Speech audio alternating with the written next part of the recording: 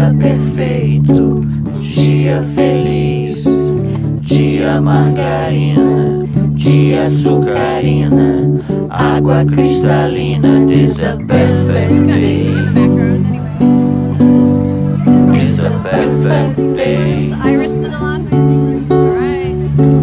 Dia perfeito, dia feliz, dia margarina, dia açucarina, água cristalina. This a perfect day. This a perfect day.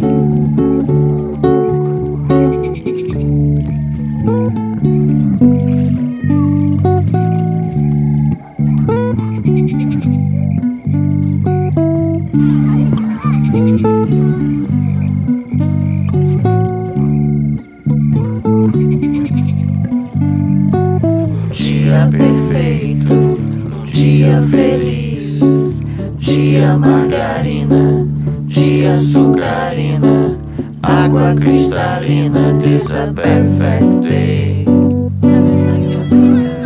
This a perfect day. Dia perfeito, dia feliz, dia margarina, dia açucarina, água cristalina. This a perfect day. This a perfect day.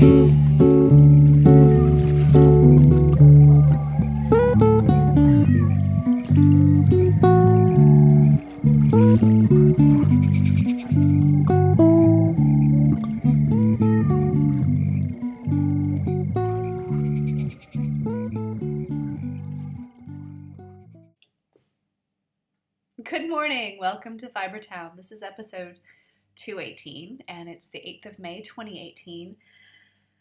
Let's do a podcast, shall we? I am back from Maryland Sheep and Wool, and I'm eager to share everything that I encountered there. Let's just put it that way. I bought some things. I talked to some people. It was a lot of fun.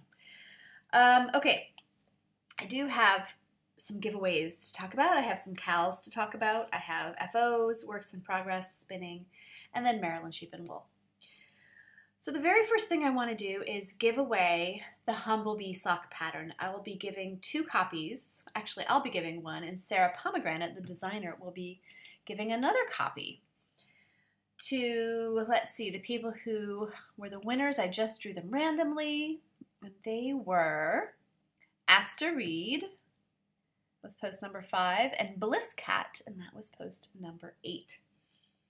Thank you so much for entering and for your interest in the pattern. It's a really great pattern. I'm knitting it now, and proceeds will be going to Heifer International to help agrarian communities buy beehives, or actually, they'll be given beehives. And as we all know, hopefully, bees are incredibly important for our food production,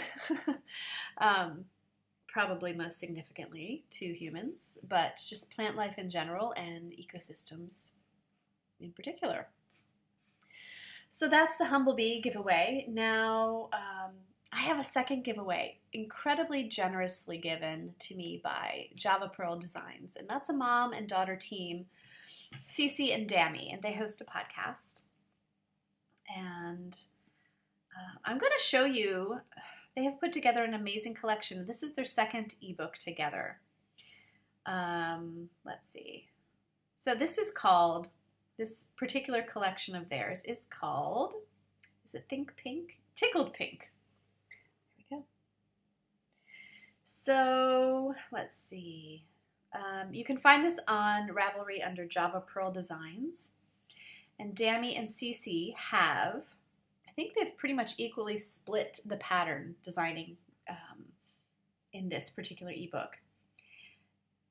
They've got socks. There are probably half of this is socks, really cool socks.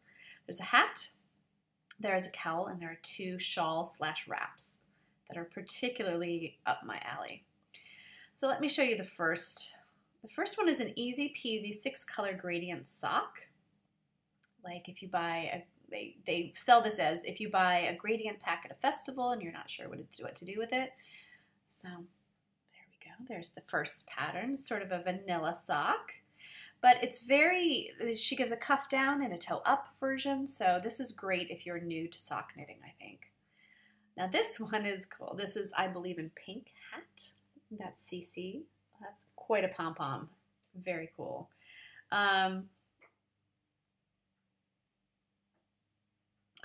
So again, this is a pattern with different options for how to stack the words. Yeah, you can have them stacked, as I just showed you, or you can have the message just go around in a circle so that you have to sort of see the entire hat to read the message. Very cool. And there they are wearing both versions of the hat. And then I really love this sock pattern. This is called Diamonds in the Mines. And let me see. Very beautiful sort of lozenge diamond pattern there. What else? I know this is probably not the best way to show these patterns, but I have to keep my editing to a minimum today, so I'm just going to show you on my iPad. Now this is the Bashful Stripes shawl designed by Cece. Really gorgeous. Looks like it uses a speckled and striped with a solid. Actually, they're both speckled, but they contrast. Ooh, that's a very pretty picture. Okay, more socks. Thistles in Bloom socks. And they lived in Scotland for a number of years, and I know that they really loved it there. Oh, this is really seems suited for a variegated yarn, but it has texture and lace as well. Gorgeous. And again, lots of options for how to construct the sock, and the pattern's incredibly comprehensive. Now the next one is called the Alba cowl. Alba is, of course, the Gaelic word for Scotland. Very pretty. Is this by Cece or Dammy? This is by Dammy. And then I think, ooh, that's a good shot of that. I think that my very pretty pink sock, and that's called I Found Pearls in the Seaweed. Really like those socks. Again, comprehensive sock style design. Now this final one here is my favorite. Look at that. Really beautiful twisted stitches. It looks to be knit sort of side to side, which is a fun way to knit a wrap. This is the Sea and Sky wrap by Dammy. Really beautiful, love it. And it looks like it takes 2 skeins of a fingering weight. So, Dammy and Cece, thank you so much for sharing that with Fibertown. And if you would like to be entered to win this whole ebook, leave a comment in the episode thread on Ravelry. Okay? And just say which pattern you would knit first. All right, and I will pull for that next time I record. I love it. Every time I podcast, the neighbors decide to mow their lawn. The hair is, I'm growing it out for the summer because I like to pull it back in the summer, and it's in that in-between stage.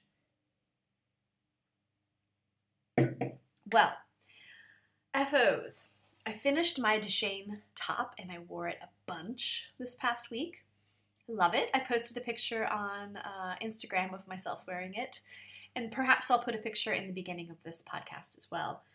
I knit it out of a blacker Lioness and in the DK weight. It's supposed to be, the pattern is written for an Aran weight yarn, but I adapted it. I'm a tight knitter, so I can knit a smaller yarn on big needles and achieve a stitch gauge that is doable.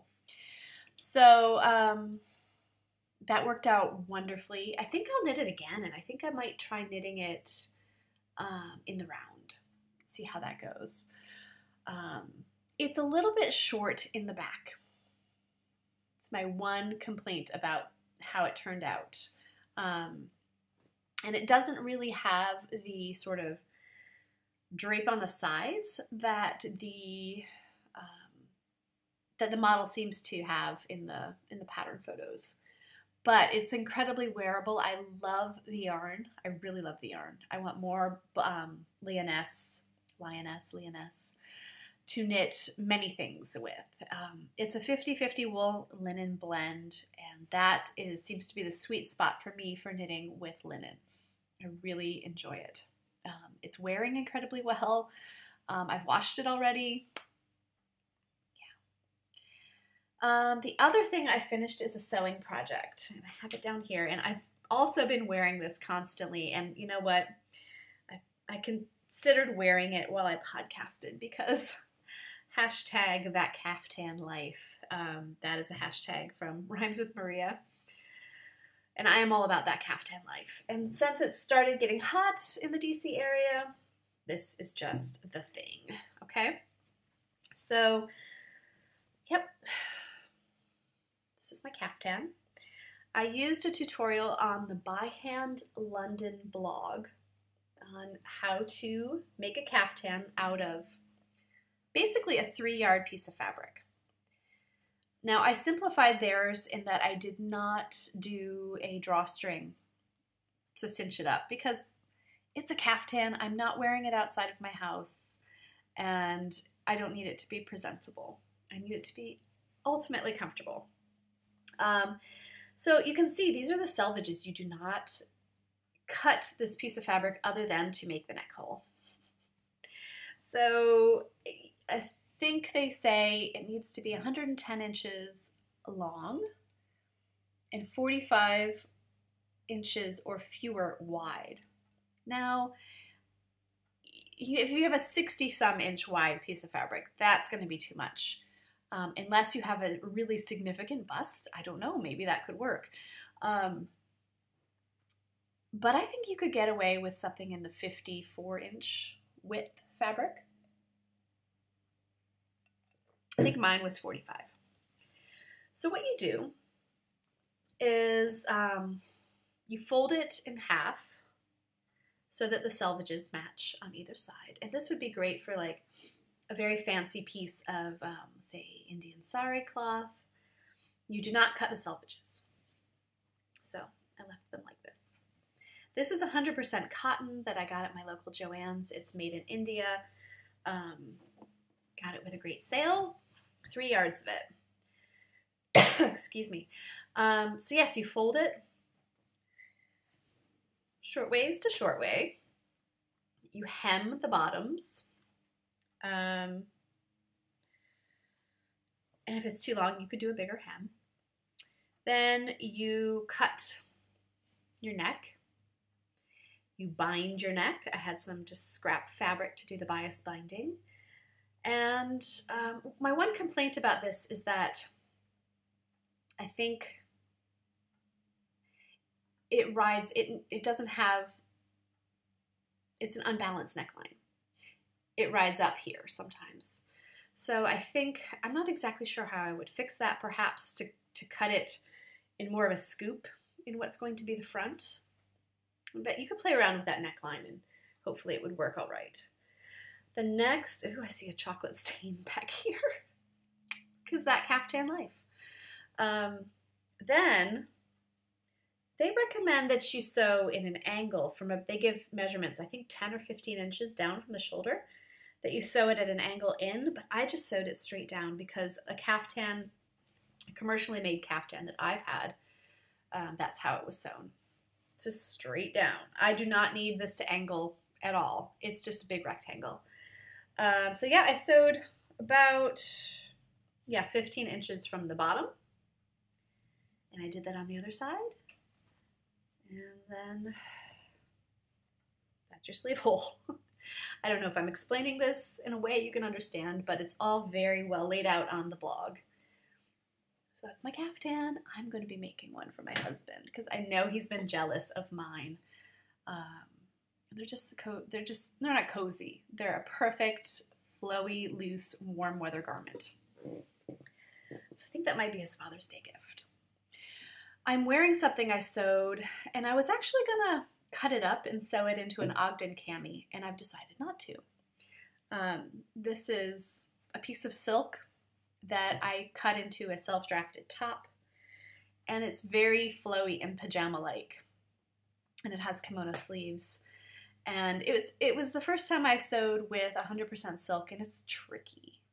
It's very tricky. I should have used like an embroidery backing to stabilize the seams as I sewed them. The binding's not great, but it's fabric that I dyed using botanicals from my garden. That was this one right here. That was red onion skin. And I tried it on, and I just want to keep it as is for now. So no Ogden cami for me. Just gonna wear this. Okay, on to works in progress. Let me show you my Humblebee socks. I'm knitting these out of Tamar yarns. Let me show you. That's another blacker yarn that I've knit into a sweater, and I love the way it wears. This is the 4-ply luster blend. So it's a blend of long wools, but it has some Cornish mule for elasticity. This is colorway camel. So these are knitting up gorgeously. The Tamar is really beautiful. It's a greeny, it's called camel, but it's a greeny yellow, really. So there's the Humblebee cable on the back, and there are the Humblebee cables on the front. It's got a halo, so the stitch definition is not amazing in this particular stitch, but the density of the fabric, it's just gorgeous. And Sarah's got really cool details in this pattern. She's got a double gusset. I really only did a single gusset because I know that's what I like, but I was very excited to try the ribbing. She took this idea from, I think, athletic socks that sometimes have a bit of ribbing under the arch of the foot. So that's supposed to be very energizing and hug your foot, and I think it's really genius. So I'm getting there. I'm towards the toe. Lately, words have been tricky for me. So excuse any sort of pauses and and I'm starting a new job this week, and it's been a lot of new learning and just devoting my brain to that. So you might notice I have a little orphan, can't remember what these are called. I use my usual needle size, 1.5, US 1.5, 2.5 millimeters. But look, these are my zings, and one of them got bent under the leg of a rocking chair. So yeah, that's okay. There's my Tamar. So this is all wool. There is no nylon. It is unsuperwashed. And I love socks that are just made out of like minimally processed wool. You know, if you're into food and eating quality, good food, it's a little bit like that. It's nice to have a highly processed treat once in a while, you know, something that is far removed from its original state, say, I don't know, that it's had to go through many processes to become what it is, like a cupcake or a chocolate bar, potentially, or some sort of confection, you know.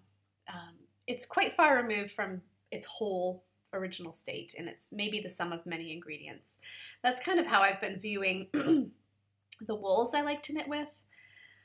The ones that have less processing, they're better for me. Yes, it's occasionally nice to have a gorgeous, shiny, superwash something, but in moderation for me. It's just has not become my favorite. And these kinds of wools are my favorite. They just feel better. Like you do feel better when you eat mostly unprocessed foods. So, but I also feel like it's better for, these wools are better for longevity in general. When I'm knitting, I've knit sweaters out of superwash merino, for example, and they just don't last. A nice, sturdy, less processed wool tends to be longer, have more longevity in life cycle, a better life cycle. Yeah. Everything comes back to food for me. Now I'm almost finished with the first sleeve on my Humulus. This is, you know, I've talked about this a lot. This is an Isabel Kramer sweater. It's got the hops motif around the neck. I accidentally dragged this sweater behind me as it fell out of a purse and sort of got dragged along my driveway. But really, before I noticed and picked it up, really no harm done. De Rerum Natura, the Ulysses Sport Base, another project that calls for an Aran weight or worsted weight, and I'm using a sport. So yeah, I just really have to do the ribbing here, and I'm using US 12s for my sleeves. They're just my favorite. You really only have to turn the garment twice, as opposed to DPNs when you might have to do it 3 or 4 times. So Humulus, it's getting there, it's almost done. One more sleeve to go. Oh, my new cast on. This is the Iris Shrug by Melody Hoffman. I got gauge for this with the needles she recommends, which almost never happens. I am using Samite yarn. So that's a silk and wool blend, and it's mostly long wools, I think, for the wools. Gotland in there. And I am on a purl back row. So I've done a provisional cast on, and I did the method that I really love, where you use waste yarn, in my case this, and a crochet hook to cast on your stitches right onto the needle. So I'm not chaining and then picking up in the back of a chain. And then I'm halfway, actually a little more than halfway through the first repeat. Now when I blocked my swatch, it was tricky to measure gauge. But Melody and a few other viewers put some useful information in the Ravelry group Iris Cal thread and about how to measure gauge and lace. So if you have questions about it, go and look at and you'll get some ideas for how to best do it. So what I like about this in terms of, the gauge and not knowing really what size to make is that the cast on for all 3 sizes is exactly the same, and you modify it in different parts of the pattern. Say I think it has to do with how long you're knitting the rectangle, and possibly with the sleeves as well. But I don't have to decide yet if I'm going to knit the small or the medium. I'll just see how it goes.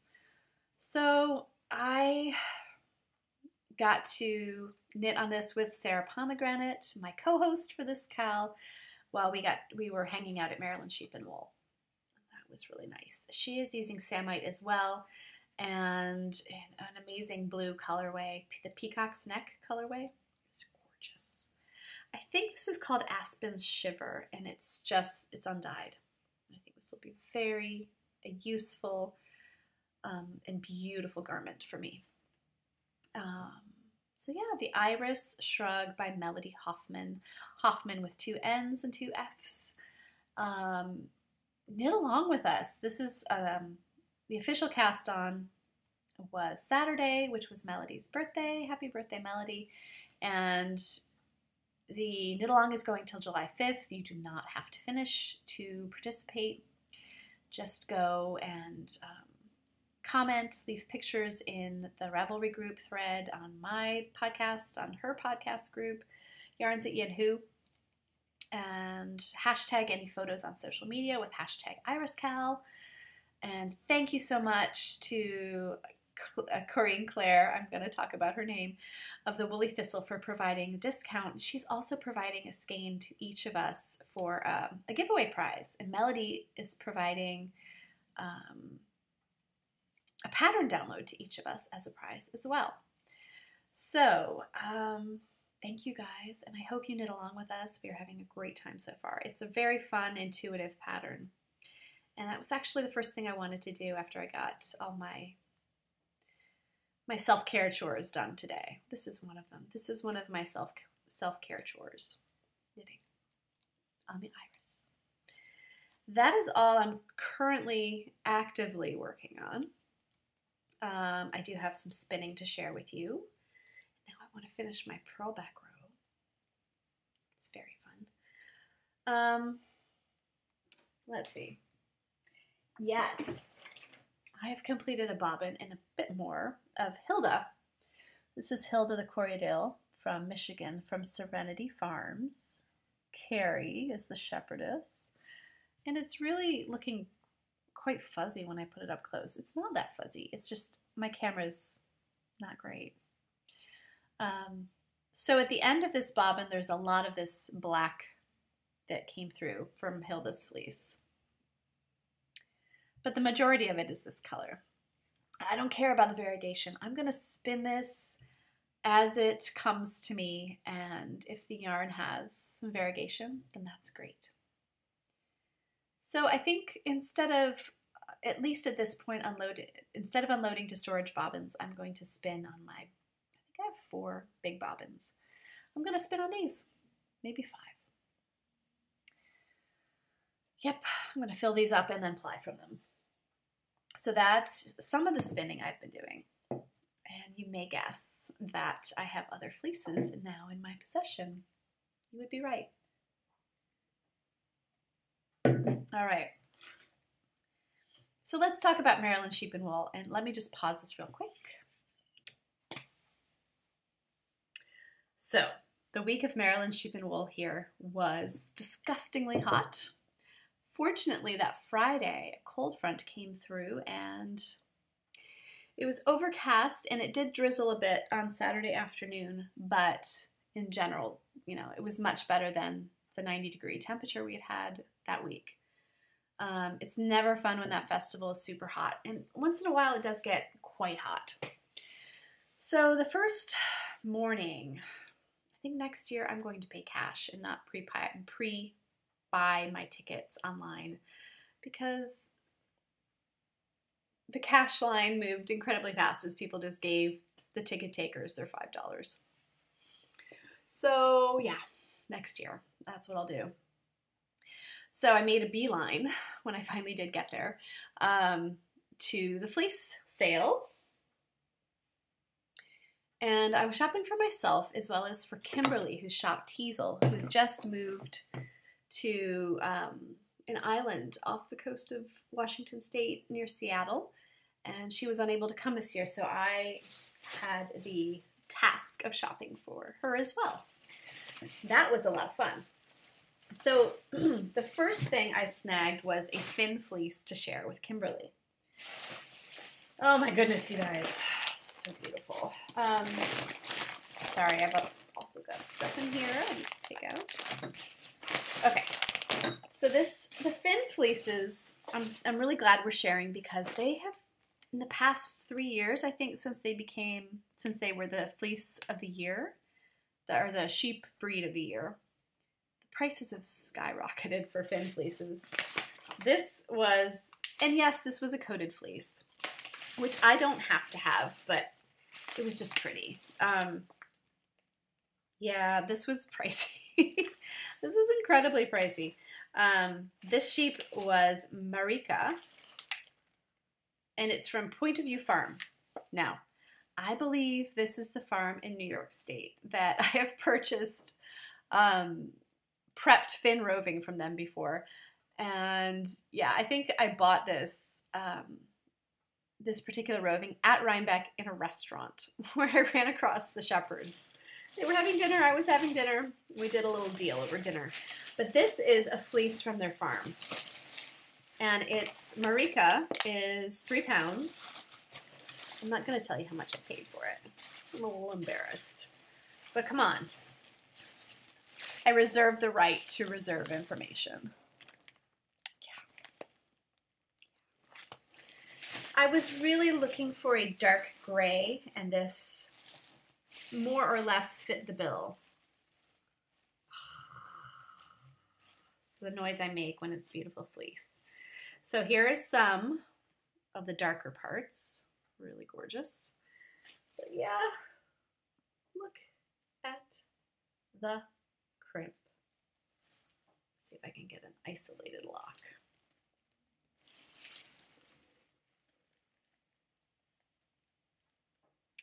So Kimberly and I will share this gorgeous Finn fleece. I've processed Finn before, and it does not disappoint. It does not disappoint, folks. So I will need to lay this out and divvy it up. It's really beautiful. It's not a super greasy wool, and it's a medium staple length. It's got all the qualities I love. It's got luster. It's got the luster that approaches a long wool luster, but it's easier for me to prep and spin than a long wool is. So Kimberly and I will be sharing that one. Now I knew I kind of wanted a Jacob as well. They're just so much fun. And they're small fleeces, and this one, I will show you the price on this one. Very reasonable, $33. Just under 3 pounds, which is decent for a Jacob. They're little sheep. They are, you've probably heard me talk about them before. They have multicolors. Now this one's got, you can see in the white, there's a stretch of yellowing. I don't think that's yolk. I think it's just probably conditions that prevailed for this sheep during that part of the growing of the fleece. And it's like, you know, strata of the earth, isn't it? A fleece. You can see what's been happening in the weather, in the vegetation, at certain parts of the growing cycle of the fleece. That will wash out, no problem. Look at the darker part. It's really dark for a Jacob, and it's not very brown. I think, you know, it might look more brown. Oh my gosh, it's soft. It might look more brown as it's processed because the tips of the brown do have a bit of sun bleaching, which is quite normal. But look at the thing about Jacob is that the different colors can be quite different in quality and in length and in texture and in crimp. And the white definitely has more crimp than the dark. You can see there's some crimp. No, can't really see on the dark. Just gorgeous, super gorgeous. And as I was examining this fleece, and I still haven't opened it up, oh, it's really nice. And again, not too much grease to it. And it's just super fun to play with different ways to process. Not to process, but what to knit with the Jacob fleece. I knit an enchanted mesa with my first Jacob fleece, and that was so fun. Anyway, so as I was about to walk away with this fleece, a woman came up to me, Cheryl Gordon, the shepherdess. This is one of the beautiful things about a festival like Maryland Sheep and Wool. And she said, I just have to tell you that the paperwork is a bit wrong on this. The sheep is not a cane. It is Benazir. And she wants feedback, which is, this is her card. She gave me this and said, this is the corrected info. And she's from Ohio. I think I'll put a picture of myself with her in the beginning of the festival as well. Just a lovely person, really wants to, you know, raise the best Jacobs that she can, and is, how cool is that she's interested in my feedback. I gave her my card, and hopefully she will watch this, and I almost said wash because I was looking at not coated and thinking of washing it. But yes, beautiful, beautiful fleece. And that's one of the best things about a festival like this, is that you can talk to the people who raise your wool. Speaking of talking to the people who raise your wool, I have 2 yarn purchases here. And they were both sold by people who are raising the wool. This first one is from the Ross Farm, my friends at the Ross Farm, who just do an amazing job. And I was tempted to buy some of their Cotswold fingering. It's really beautiful. But I couldn't resist some Demetria sport weight. This was the first yarn that I bought from the Ross Farm, maybe 4 or 5 years ago, from this particular sheep, Demetria. And Her color has changed from really a black Shetland to more of a dark, dark chocolate, like a bitter chocolate. And I do love watching how those sheep do. They do change color throughout their life. Flynn Rider Ram Extraordinaire, I have two of his. I have his second year clip lace weight, and I have his third year clip lace weight, and he changes color every year. He's a Leicester Longwool. So this is Shetland Sport. There's Demetria. Isn't she pretty? So it's just gorgeous. I put the first Demetria skein into my hap, and I put it into a sweater as well, some striping. I think this will be a hat, but who knows? Just really gorgeous.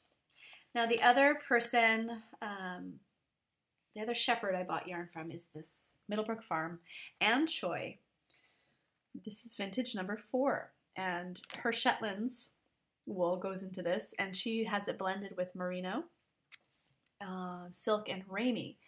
She does another one that's Shetland CVM alpaca and silk, which is just luxurious and beautiful. But I was really drawn to trying the ramie, and I think it's got a beautiful ply on it. String of pearls ply. Really pretty.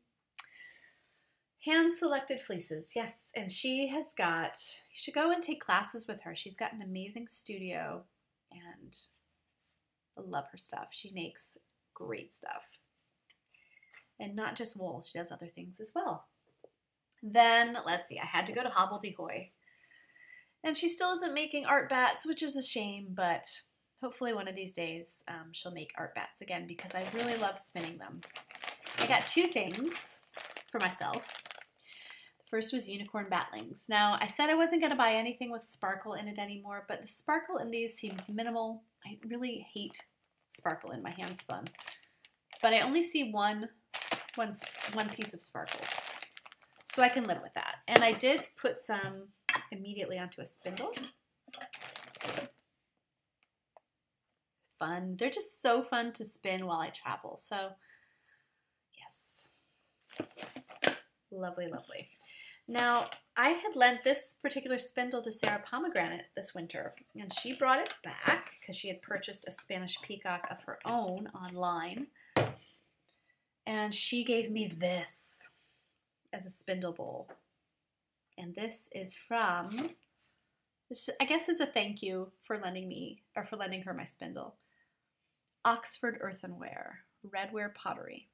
And this is a company in New Jersey. Really beautiful. And I love the texture on the rim of this bowl. I don't know if you can see it. A new spindle bowl, or maybe I'll use it for stitch markers. Thank you. Oh, forgot to say, I also picked up some of her bats. These are really fun to spin as well. These are Magical Forest Bats, Polworth Silk Yak and Bamboo. These are great to spin. Take one out.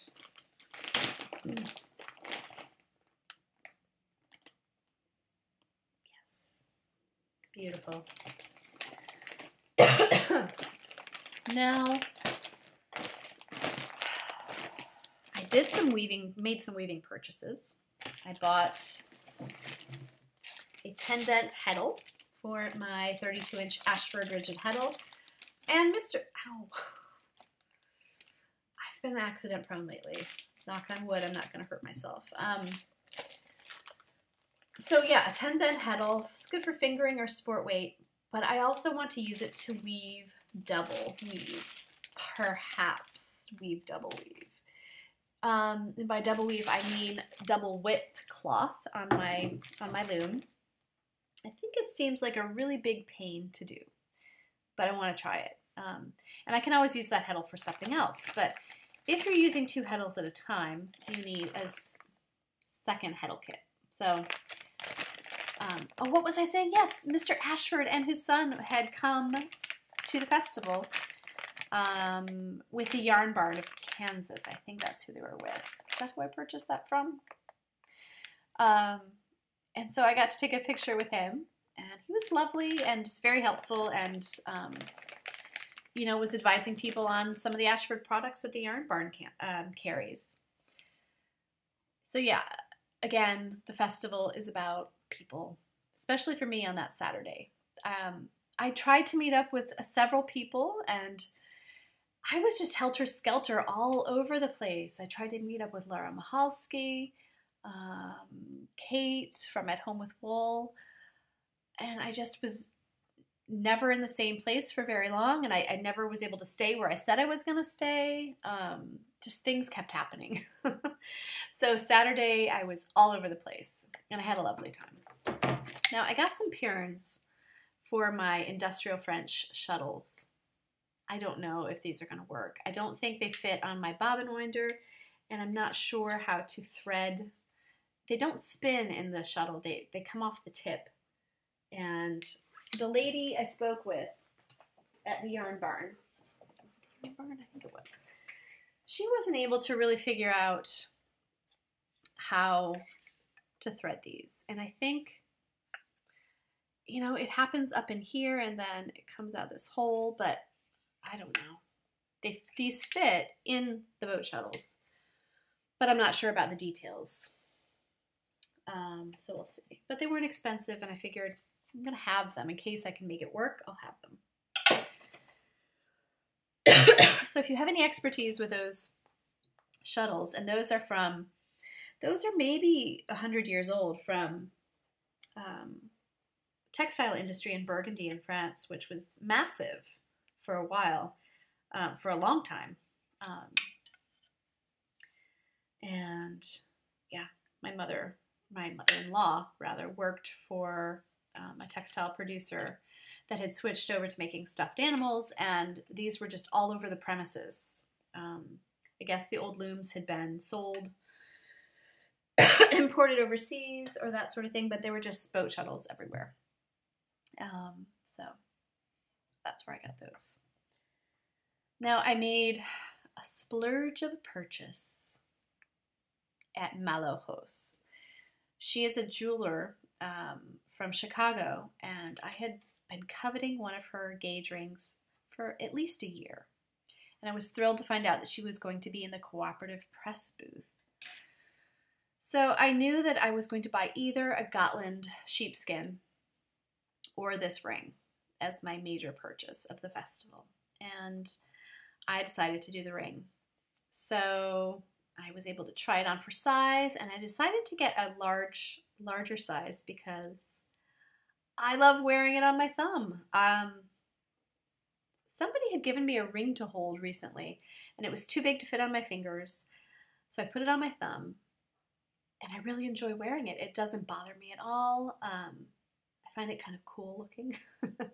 And I really don't wear jewelry. I don't know if you've noticed. I've stopped wearing earrings. I hate wearing necklaces. I wear my wedding ring and occasionally my leather measuring tape bracelet.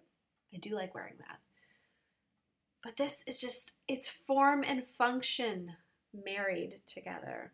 So this is sizes 0 through 8, not half sizes, but you can determine if a needle is a half size easily enough by whether it fits in the lower size or the higher size. I don't know if you can see the hole and the number that's near it. And I went for it. So I didn't get the sheepskin, but I'm very happy with this purchase. Yes, I like functional things, but if something can be a marriage of form and function, that's even better. Now, that's all I purchased except for maple cream. And I got a stitch marker from Heather, zip code. There's her numbers. Heather. She is a lovely person. I'm glad we got to hang out. And yes, I got to walk around with Sarah Pomegranate and Sarah Flonez. I have so many Sarah friends. It's a good name. And Flonez spotted with her little eye. I spy with my little eye. In the Wildfire Fibers booth, some silk sari wraps. And maybe she will post a picture, and Sarah Pomegranate bought one as well. And I was tempted to buy the same style wrap they got, but I really liked this patchwork one for myself. So this was a unexpected surprise and splurge. But we had so much fun. It was like playing dress up together and trying them all on in the mirror. And the Wildfire Fibers woman was telling us about them. These are cut up silk saris that are sewn together and stitched. Now, the other ones that the Sarahs bought were much more elegant than this one, and they had a very circular stitch motif that was just stunning. But they were stiff. I think they would soften up with wear, and they were bigger than I thought that I wanted. This one is soft and drapey, and I think it will look amazing with a black dress. To a night out, that sort of thing. Oh, my hair is so in between. But look at it. It's cozy, it's soft, it's recycled. It's got hand stitching, hand work. It's got all these beautiful colors. I think this one is my favorite. And then, oh yeah, this one right here. And then the back of it is not patchworked. Rather, it looks like a block printing, which I really also adore. And you've seen I've sewn a top with Indian block prints. And in fact, there's an Indian festival near my house this week, and I'm going to see what other kind of textiles I can find. I really love the border here. But look at the way they have done it is they've just done a running stitch from one end to the other, and they don't even knot. Like, I can take this and sort of do a shearing, make it sort of bunch up just by pulling on the thread. I'm thrilled with this. And I think it's a great decorative textile as well, just to have in the house, or maybe put on a table, wear as a shawl. I think I can bunch it up even and wear it as a scarf. Yep. I love Maryland sheep and wool. So my husband and I had a lovely day. We did leave when it started to drizzle. And then we drove to Frederick, Maryland. And the thing about Maryland sheep and wool is that, unlike Rhinebeck, there is a dearth of really great Airbnb selections. And the past few years, since we've started going together and making a weekend of it, we've stayed at a series of just kind of crappy hotels that are in terrible locations. And there really isn't anything super near the festival grounds. Everything is at least 20 minutes away. So Frederick is about a half an hour away, but Frederick, Maryland is a really cool town. There's a lot happening there. There's restaurants, there are breweries, there's music, there's the Maryland School for the Deaf is there. But it's a very walkable town. It's a small town, but it has culture. And we decided to spend a bit more than we had been spending for the crappy hotels in bad locations. And we found a B&B. I really had no expectations of what it was going to be like, but it was in an amazing property. A Victorian mansion, or maybe it was a Queen Anne style. I don't know. But it was excellent. The people there, the owner had worked for a textile company, and she travels to India and Mexico regularly, and she was a design person, and I've already reserved for next year at this place. The food was just stunning. There was an adorable dog in residence, so it ticked all of my boxes.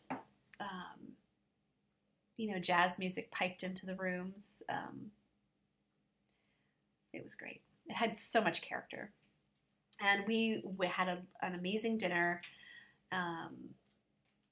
Yes, you heard me talking about dogs. She's poking me with her snoot. So it was a really great Saturday. And then Sunday, we did go back to the festival just for a little while. The Sheep to Shawl event is always super fun. It was quite small this year, only 3 teams. So I was able to see some of that and see some sheep that I had just had no time to do on Saturday. What else did we do? We bought plants. I bought dye plants. I bought some Japanese indigo. I bought some elecampane, which I think the roots make a blue dye. And the flowers attract hummingbirds, which is nice. I bought lady's bed straw, and that produces a yellow dye, also I believe from the roots. What else? Come here, you want to come up. I bought some more madder. Madder, Japanese indigo, lady's bed straw, elecampane.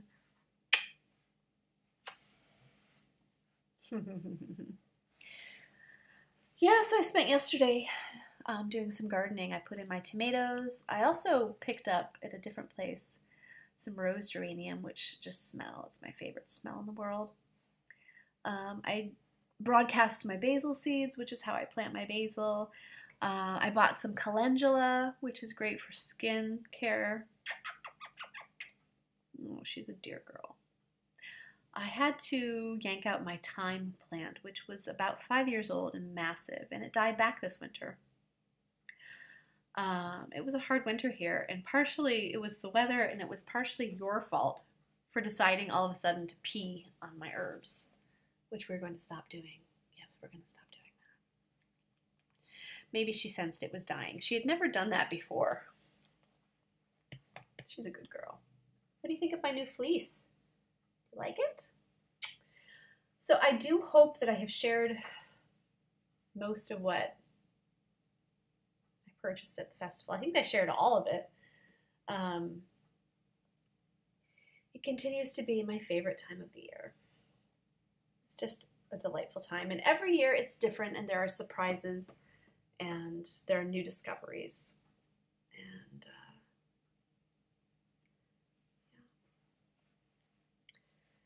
if you were there and I got to see you, I'm so glad. And I know that there are people that I wanted to see that I was not able to see. Just a bummer, but yeah, get in touch on the podcast. And if you would love to win that amazing Java Perl ebook, yeah, I will actually make a separate thread for that.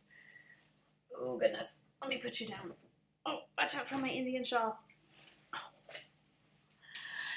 You know, before I say goodbye, I thought I saw an Ask Fibertown. Yes, a brand new Ask Fibertown from Daisy Flower 7. I'm going to take the chance of looking at it now. Hi, Emily. I'm looking to try stronger sock yarn for my hubby who is hard on his socks. Do you have any experience with 100% BFL sock yarn? Would this work for someone who is harder on his socks, or should I stay with sock yarn that has nylon in it? Anissa. Oh, this is a hard question. Why don't you experiment? Why don't you knit him a mismatching pair? And you could use like an Opola or a Regia for one, and maybe a BFL, 100% BFL sock yarn. You could try something like the Tamar, or what else? Why don't you try something with mohair in it? Like is it Mountain Meadow? I've knit a pair for my husband that has mohair in it, and they're going strong. Blacker has mohair blends. Yeah, so maybe, you know, you could avoid second sock syndrome if that's a thing for you. Knit him a mismatched pair and call it a science experiment. Maybe he would like that. Yeah. I'll think about the 100% BFL sock yarn. If you all know of a good BFL sock yarn, comment in the RAV group on this episode thread. Thank you for asking, Daisy Flower 7. Yeah. All right, everybody. So until next time, take care. Okay, I forgot to give a shout out to the very first person who has introduced herself on the introductions thread in the Ravelry group in a very long time, 186 days to be exact. Thank you so much for introducing yourself. And this is Nexahim from Spain. Let me see if her, no, that's, her Ravatar name is all that she gives. So, oh, no, never mind. Julia, a Spanish girl who began crocheting and now knitting. So super cool. I'm reading a little bit about what she says. She is joining in now in the Iris Cal, so she decided to stop lurking and introduce herself. She has 2 cats, so her projects always have a bit of cat fiber, which is, it's kind of necessary, I think, in a good project to have some pet hair. She likes baking and painting with watercolors. That's super cool. And she lives in the north of Spain, so she loves to go to the coast. Ah, lovely. I wonder if she's in Galicia or the Basque Country. I visited there, parts of the Basque Country this summer, and amazing. Beautiful, the food is great, people are really cool. Anyway, so just a thank you for introducing yourself, Julia. Julia, sorry, not Julia. I have a friend named Julia from Denmark. Julia.